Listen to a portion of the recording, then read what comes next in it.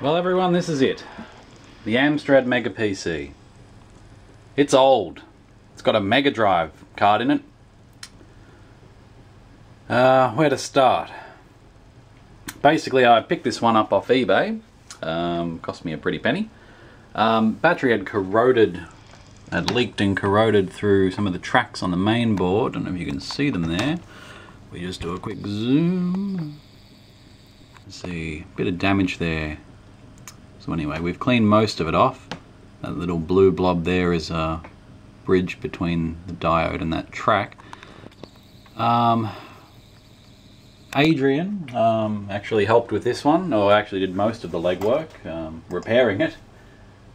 He's got a website at Retro MacCast. He's actually one of the top donators. Good on him. Good on him. Oh, look at that. Beautiful. Equal third. So, here we have, there's my serial number. My one's, and that's of the Mega Drive card. So, you know, 11,000. Not bad. At the moment the machine's still in pieces. I was just testing, making sure everything worked. It seems to. Previously I was getting no video, which Adrian was smart enough to work out is because of this connector here. If you don't have the Mega Drive card plugged in, you won't get video. You can use jumpers to bypass the Mega Drive card if you don't have it installed or if there's something wrong with it, which will then give the machine pretty much just PC only side. There is a 486 motherboard. Well, these ones shipped with, well, this particular model, the Mega PC, not the Mega PC Plus, which is a 486. This is a 386 version, 386SX. Mine's powered by an AMD chip. Camera focus. Anyway, it's sort of pointing at the chip there. Quite a small chip. Coprocessor goes over here, but apparently coprocessors don't do too much in the 386s. Or at least nothing takes advantage of them. Wow, sidetracked. So if you use the jumpers, you can actually get video on the PC, which indicates, that's definitely a good thing. The replacement board I bought from the UK, Amstrad was quite big in the UK, and a little bit here in Australia, which is where I'm from, were girt by sea, by the way. The jumpers, there are jumpers on the replacement board I'm getting, so Adrian, in his wizardness, had a look and matched up the tracks on the main board to where he thought they should go. He had a few extras on there. I told him to take them off just to match what this other main board I'd ordered looked like. And lo and behold, we had video without the Mega Drive card in there. So the card obviously acts as a short where these jumpers normally would be if it's in PC mode or the other mode, because what happens is that at the front of the Mega Drive here, there's actually a little daughter board that comes off the Mega Drive board on the front, which has a switch to flick between Mega Drive or PC. So when that's flicked over to PC, it shorts something, which just causes it to run through PC mode, which is fantastic. All the connectors on this main board I've ordered, there's a slightly different layout on the board, but the connectors all look pin compatible, so it should be very interesting. That's a project that'll be coming up in the next few weeks once it arrives.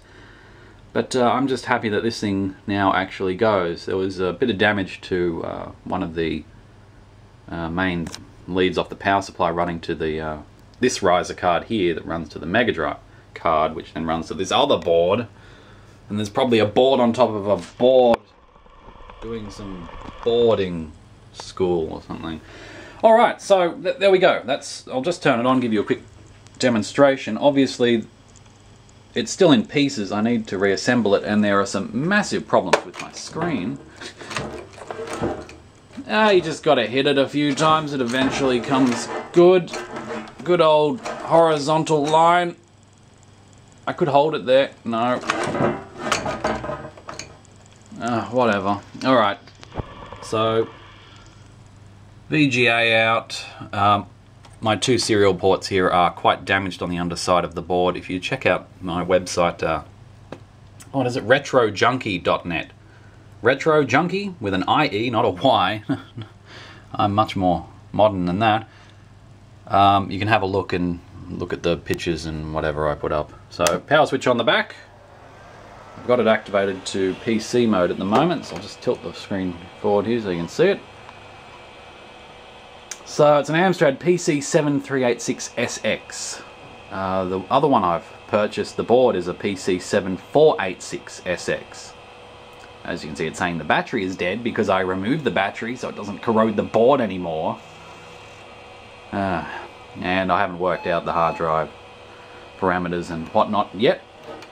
But as you can see, that's showing the PC side. So the PC side looks okay, which is great. And I love these cube-like LEDs on the front. They're huge. They're just huge.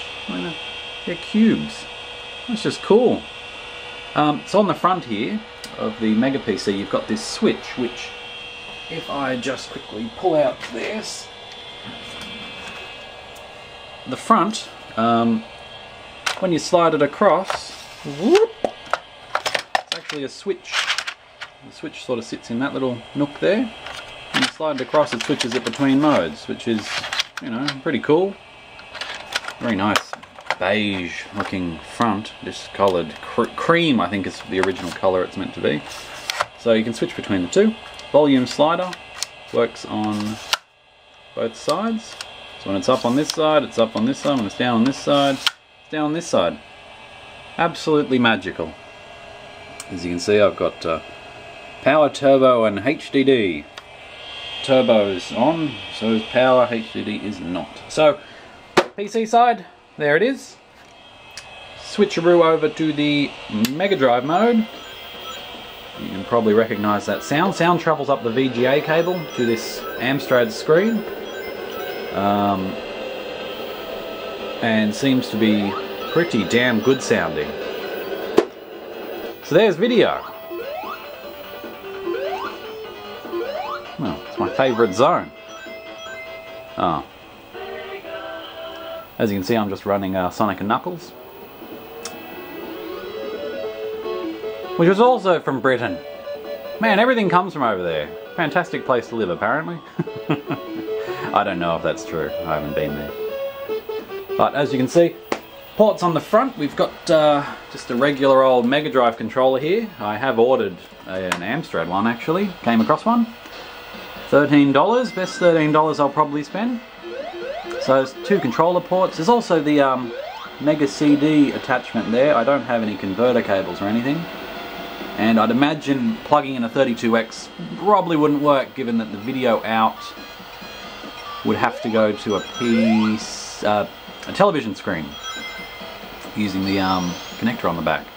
So that would kind of render this screen pretty useless. So yeah, that's a bit sad. This particular one can take up to 16 megabytes of RAM via 4 meg chips. I've only got 4 megabytes at the moment. You can also update the video RAM to 512K on the main board from 256. There's two expansion things. Those chips are getting rarer and rarer. Co-processor would be a 387. Sorry, 387. There's a few available on eBay if you really want one. So I'm going to get this back together, and I'll just take some more photos of the underside and what repair work was done. But there you go, that's an overview of it. It's pretty damn cool. Oh, the screen started working, I just noticed that.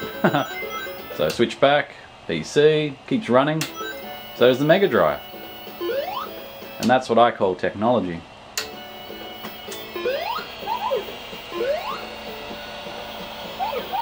So another thanks to Adrian for fixing this. Otherwise, wouldn't be doing too well. Top notch.